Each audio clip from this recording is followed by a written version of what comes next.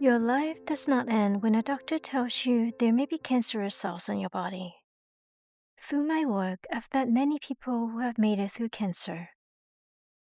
Although everyone may face it differently, they all have one thing in common: their positive attitude.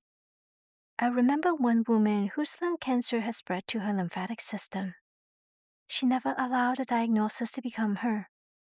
She acknowledged what was happening, then she turned her attention toward herself and her health.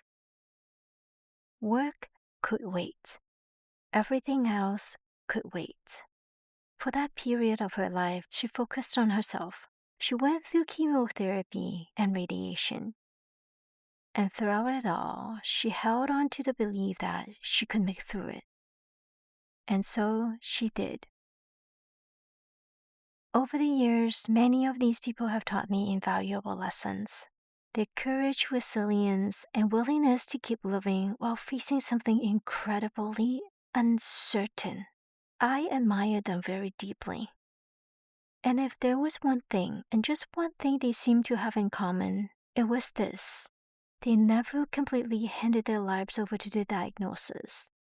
Their positive mindset gave the body a different destination than what the diagnosis brought them to. They acknowledged the reality of what was happening. Just acknowledge it, not accepting it. And somewhere within themselves, they still held on to a sense of ownership over their own lives. Their lives were not entirely in the hands of anyone else. They remained active participants in their own journey, even through chemo or radiation. So I did too. I reacted quite surprisingly calm. Doctors may speak in ways to prepare us to accept the medical reality of a diagnosis. But no. At that time, I understand something not favorable is happening. I acknowledge it. But no, sorry, that's not the full story. What's incredible in the minds of these people is that the automatic response is, I am positive regardless. I am positive.